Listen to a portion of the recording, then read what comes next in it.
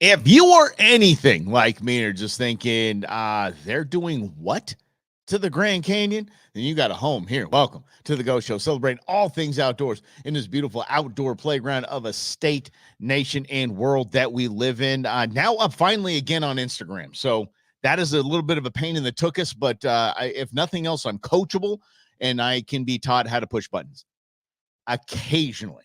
Yeah. Yeah. But thanks for playing along. And yeah, so here's the deal. I'm going to get into the debate that has been thrown out time and time again on the show. But now I might be even more convicted in my path when it comes to sunscreen. And I'm going to fill you in on that in a moment, because yesterday, if you notice it, sometimes on the show, I'm not really chatting with you on the side here when you actually make a comment, things like that. Sometimes I have to pre-record the show, and because I have other things going on, because the show is in the middle of the day. It's on every day, Monday through Friday at 11 o'clock. So sometimes life happens at 11 o'clock. Got to make it happen. I took my girlfriend yesterday to a procedure she had to have done with some basically some sun problems. Yeah, some precancerous stuff. Had to get just a horrifying procedure. It's terrible.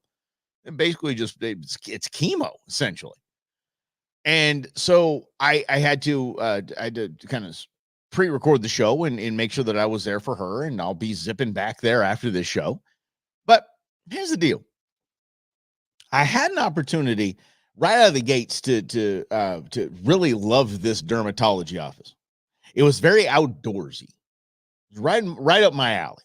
No, like, it doesn't have like a cabin kind of vibe to it, but there was outdoor pictures, there was outdoor programming on, and right when we got there was a Yellowstone documentary from Nat Geo on, and I'm like, this is just rad. This whole place is amazing. So we had to go back into the little doctor area, and then we came back from the little doctor area after they put this goop on her face. And we had to wait an hour for the goop to absorb into the face so it can go be activated by all the lights and whatnot, UV lights.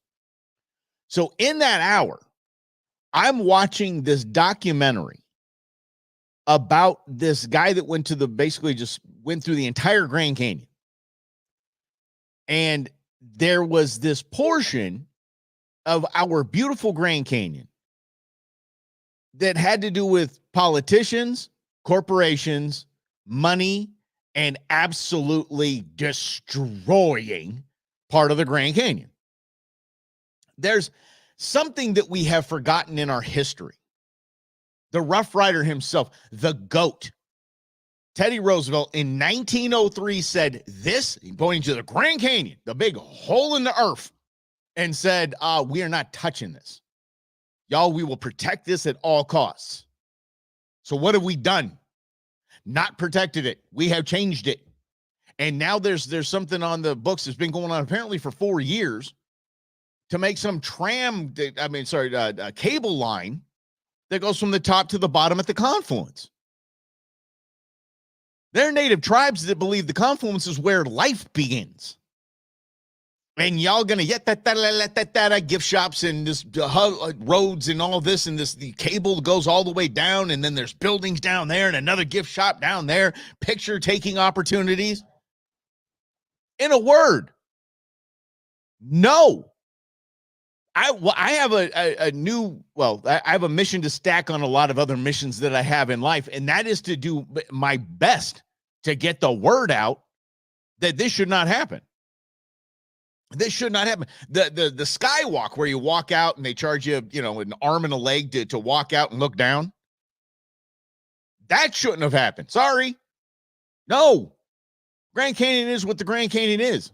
It's a beautiful, beautiful piece of our land. It is a natural wonder of the world.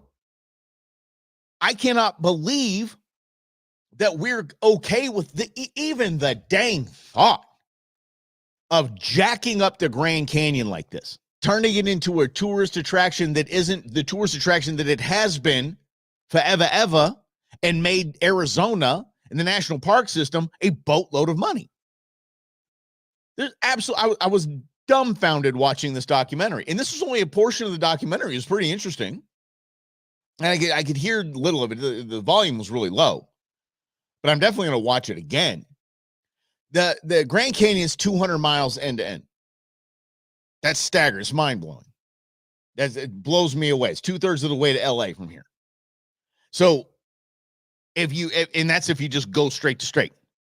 If you walk it, which these guys were doing, if you hike it and camp it, and they were doing the research and what's going on and documenting everything, and if you walk it, because you're going in, out, up, down, in, out, up, down, in, out, up, down. You're not just going from point A to point B. You're not going as the crow flies 700 miles.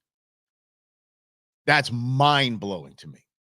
The Grand Canyon is a natural wonder, and it should be taken care of a little better than it's being taken care of now, when you have all these greasy politician and corporations that want to stamp their name on it and sponsor the tram from the top to the bottom of the Grand Canyon.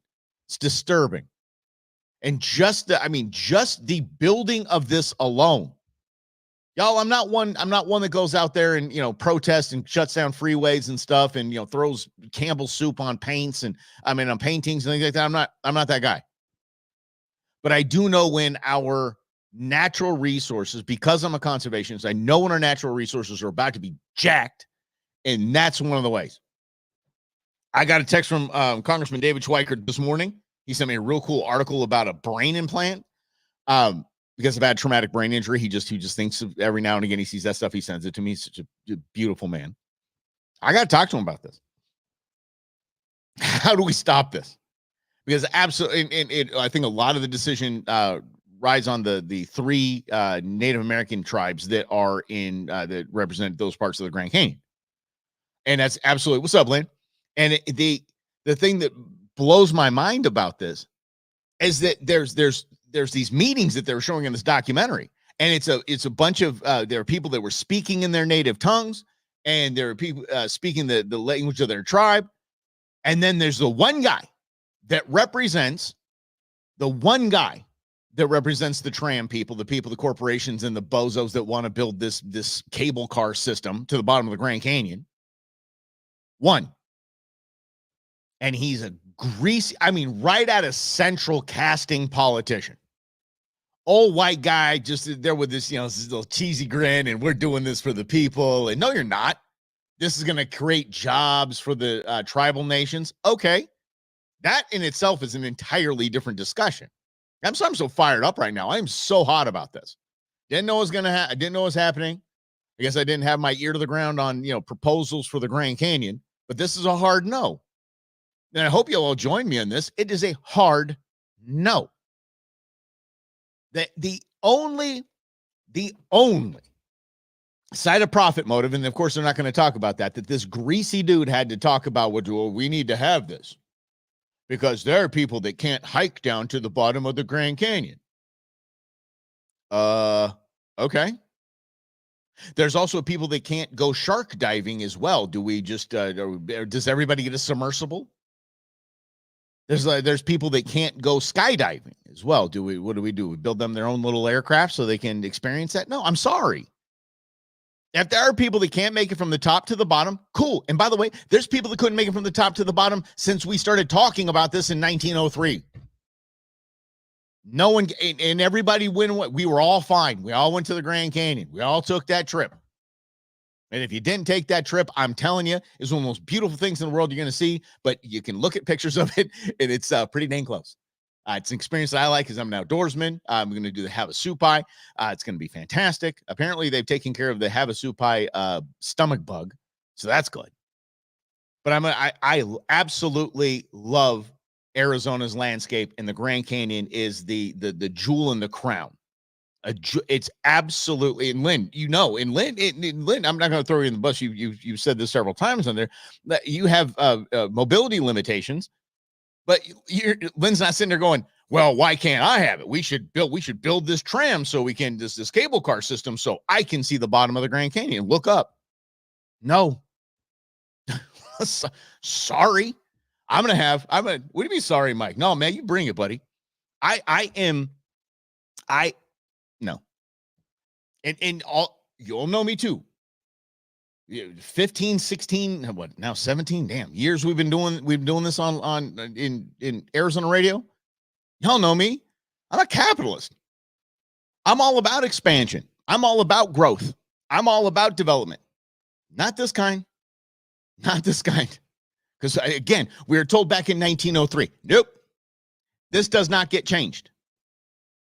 And I hope that the tribal nations don't fall for it. Don't. I'm not saying that they would fall for it in a unintelligent kind of way, but I hope they aren't lured by the money of this. Yeah. And Eddie, that's right. If you want to see the Grand Canyon, let gravity assist you, and then you can see something a lot more beautiful after that. I'm in pretty decent shape, and I'm concerned about getting up and down. I am. I know Slavo's probably listening. He just did the rim to rim to rim, so he's probably laughing at me right now. But it's okay. But I'm concerned about that. But I'm not going to say, well, I'm just going to wait till they build a tram. They have to build a tram for me because I have concerns about my ability to get to the bottom of the Grand Canyon and back up. The drawings on this that they were showing in this documentary, unbelievable. Building on top of building, top and bottom. And you got all of the infrastructure that has to go to support those buildings around the rim of the Grand Canyon at the confluence. Come on, y'all. That's one of the dumbest ideas I've ever heard. Bar none.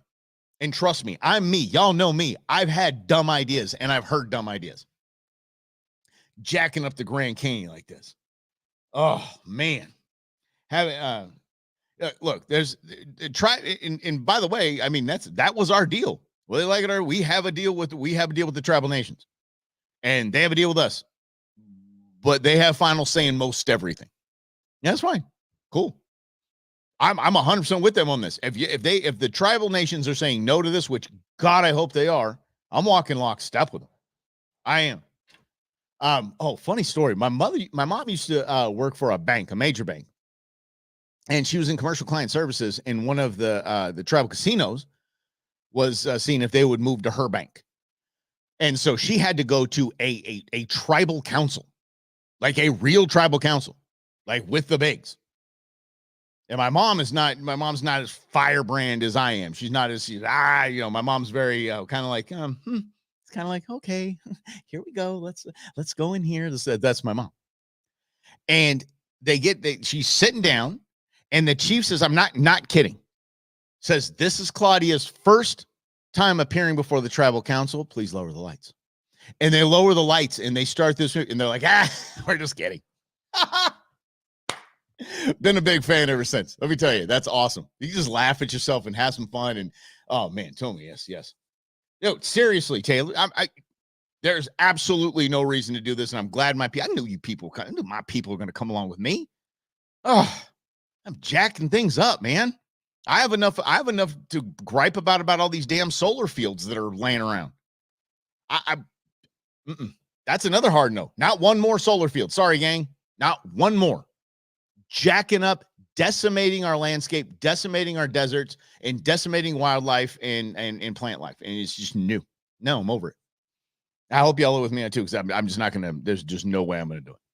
No way. So anyway, so that's why I saw this. I saw this in a documentary, and is the documentary had a good. I do voice work, so I'm kind of in tune to who's doing this. Was Richard Attenborough or whoever's doing the voice work, and I hadn't heard this guy before, and so I started talking to my girlfriend about it while we're in the waiting room. And she said, well, who's the actor that does like a lot of the because I love his voice, the deep voice. I just love his voice. Who is it? He's a black actor. Who is he? And I can't get, I don't know who you're talking about. I go, James Earl Jones didn't do anything. James Earl Jones did do the Bible though. That was rad. Because there's in Luke, he just says Luke a lot. That's fun. I'm a nerd.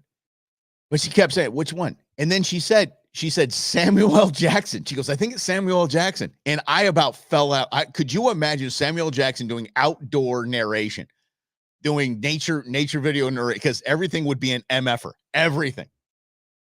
This MFer. Yeah. It'd be fantastic, actually. Yeah. Yeah, actually, I like that. But what she was talking about was the voice of God. What? Now I can't think of it. See, had it right there on the tip of my tongue. It isn't. And turd beans. It isn't Samuel L. Jackson. No, he played God in the movie with that one guy. Yeah, see, that's why I have a brain injury. I can't think of names off the fly like that. Morgan Freeman, thank you, dear. Yes, in Morgan Freeman, I didn't really know that. I'm gonna go find every outdoor nature documentary with Morgan Freeman talking about it. That is banging. What a great voice he has. He had a commercial. You guys remember this? He had a commercial with the guy that played Tyrion Lannister on Game of Thrones, and it was a Doritos and I think a Doritos and a Mountain Dew commercial. It's fantastic. Please, Dinkman is his last name. He had a funny commercial. It had Busta Rhymes and Missy Elliott in it. I think I'm getting those right. Anyway, but I've got to go find those. They're fantastic. Anyway, now that I know, everybody say get well soon, Becky. Now that I know that she's here, I'm gonna have this debate. I'm gonna give you my thought on this. Tom Selleck, I'm all about that too. Yeah, Tom Selleck. I actually talked about Tom Selleck this morning. There was a line in Magnum PI where he's talking about a 2.5 mile swim being easy, and for some reason that like stuck in my head. Man, that was man show. Like if there's man, should be the picture of Tom Selleck as Magnum PI right next to it. Man, that's man goals, right there. Anyway, let's get into this because I want to talk about sunscreen. And I want to know what you guys think about this. I mean, it's 115 degrees today. The UV index is going to be around 50. It's actually going to be a little over 11, but that's in the crazy side. So that means if you walk outside with your skin exposed, you turn to dust. So this is what I learned, and I'll go back to you. So I want to have this conversation with y'all. Kevin Nakata, the Sea Samurai, told me a long time ago when I asked him while we're out on our kayaks in the middle of the ocean fishing, I said, "You want some sunscreen?" He goes, "No, man. That's why I wear these long sleeves. That's why I wear the hats. I don't wear sunscreen." And I was just dumbfounded about it. I was like, "Man, how are you not?" And he's an Asian guy, so he's got a complexion that is not conducive to being in the ocean all day, right? And Grizz, I want to know, why have you never used sunscreen? I definitely want to know that. But he said, "Look, your skin is made to deal with UV rays, but obviously with different complexions, at different exposure times and levels. Because your skin was not created to have something rubbed into it that blocks natural UV light." And I didn't know what to say because it flew in the face of that. Just the idea, the thought flew in the face of everything that we had learned. And when your mom was saying, "You better put your sunscreen on," put your sunscreen on. Yeah. You've never been burnt, Grizz. Come on now. Have you? So you just limited your exposure. And that's the thing. It's probably there's a limit. You might get a little tan, but you're not out there in 11 UV, the UV index sitting at 11. You're not out there, walking around with your shirt off for an hour. That would cook anyone. But it just kind of rattled me because that's kind of a thought to think about. Like, how did we come up? How did we come up with sunscreen? What does sunscreen actually do to not allow UV to penetrate your skin? And so how do we do that? Man, Grizz, you're an X-Man or something. I got to figure what you got going on out there. But was it a choice? Yeah. Okay. See, yeah, it's just full of garbage. That's what Kevin Nakata, the Sea Samurai, was saying, was that that it's just full of stuff that you put in your skin that's not good for you. So I stopped. So I bought the Ninja stuff from AFTCO. I got the big giant Go hats, and I got the long sleeves. And I got to tell you, it worked. It's not the most comfortable thing in the world, but it worked. And I thought, okay, that's the way I'm going to go. But then there's times where I know I'm going to be outside. Like we were just doing the whole lazy river thing at the resort a couple weekends ago, and I was like, okay, I'm gonna throw the bullfrog on and talk about bull. Okay, let me put it this way. At least I know it. I know when I do use something, and I say like it's got a lot of chemicals, so I don't usually use that stuff. When I use it, I go all in. So I use bullfrog. And I mean, it is like, please do not on the bottle. Please do not put this on your face. We beg you. Something to that effect. And of course, I use it on my face because I'm a knucklehead, but I'm very careful around the eyes. You get it around the eyes, your eyes just start watering. So it has so much junk in it. But I know that if I'm not going to have a hat on and I'm going to be out there for a while exposing myself, I'm going to use it. I'm going to use it as much as I can. When I went down to Mexico, I just tanned up like Charlie Bronson. You know what I'm saying? Mm-hmm. Yeah. But but now I've come to this reality after having this debate for several years on this show, since Kevin Nakata talked to me about that, is that I do understand to limit both. Does that make sense?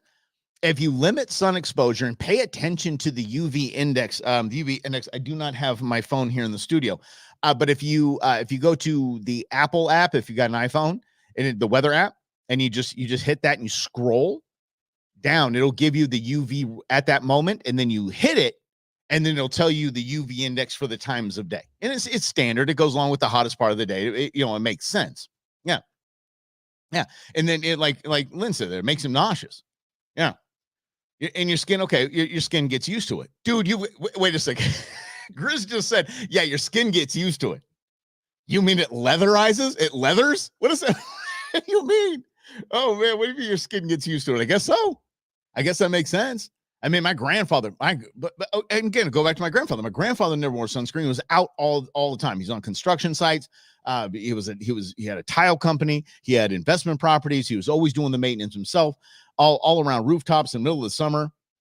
So this is one of the funniest things. If you know the old actor W.C. Fields had a nose about as wide as his face. Okay. My grandfather had the same nose. He called it a snot locker. He had the same snot locker. By the end of his life, he looked like Michael Jackson at the end of his. Doctors kept having just to chisel cancers off of this thing all the time, going down, down, down, down, down, just shrinking that thing like he was. I mean, I'm sure people accused him of getting a nose job. He's like, no, man, just keep having cancers pulled off this damn thing. So this is in all of this.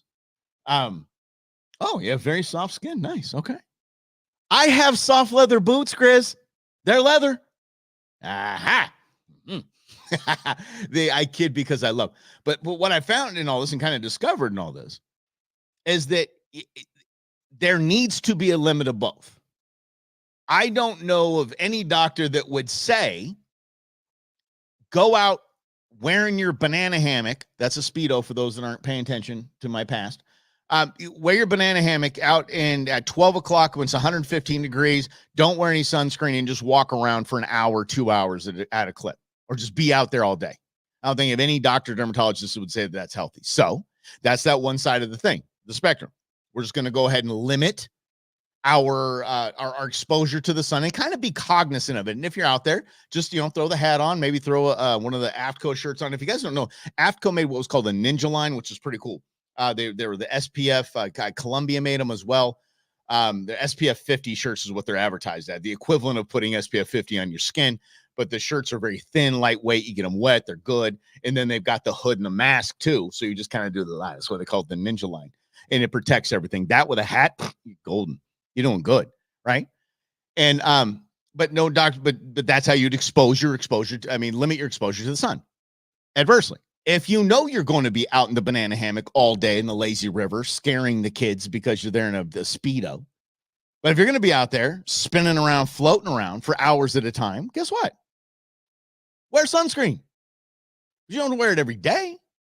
But that's the thing. There are people that say, I'm just going to wear sunscreen every single day. Okay. My sister and my daughter have both gotten me face cream that has SPF 50 or whatever in it to wear every single day. And I said, no. I think I still have it. I wouldn't say no because it was a gift. But it's still here. I think I still have it. I'm going to wear it every day. I'm just not. I'm just going to limit my exposure to the sun. And I'm going to limit my exposure to the chemicals in sunscreen. I think that again, I went an entire summer without sunscreen. I went an entire summer with sunscreen in a 2-year experiment on this show, and they both okay. I was good. My skin was fine. but I would like to combine the two and say that's where we're going to go with that. So I have settled it. I have settled the debate. If you'll excuse me now, I've got to go lay out and put on my my tanning oil. And that's the worst. The tanning oil. That my girlfriend say, "Would you like sunscreen?" And she handed me this thing. She handed me this thing. I'm not lying. It said tanned AF. I'm like, what? That's not sunscreen. That's cooking oil. That is literally going to accelerate the process. Now I've got junk in my skin that is helping UV rays accentuate into my skin. Oh man. Yeah, Grizz. Yeah, we can let go of the casserole for a while now, can't we? Yeah, you got that image in your head. See? You didn't have it. I appreciate you guys. Hey, make sure you tune in just a half hour to what used to be the Brewmance is now Russell and Hunter's In Other News, a program where we just kind of stay away from the whole Trump and Biden vibe. It's a cool little thing to check out. So that's going to kick off at noon. And we pre-recorded that show today. So we love it when you guys comment. We love it that you guys participate. We might not be interacting. I might be on the phone interacting, but that's just that's why we're not ignoring. Okay. Just occasionally we have to do that, like I had to do here on the Go Show yesterday. And by the way, thank you so dang much. Just thank you. Thank you for being here. Thank you so much for hanging out every day. Thank you for participating every day. Thank you for liking. Thank you for sharing. Thank you for getting the word out for me and getting the word out for us. It's so appreciated. It's humbling and it's awesome. And I'm very thankful for you guys. So from time to time, I hope I get to remind you of that to let you guys know how thankful I am for each and every one of you. So let's do it again tomorrow, shall we? 11 o'clock right here on the Go Show, celebrating all things outdoors in this beautiful outdoor playground of a state, nation, and world that we live in. Have a great afternoon.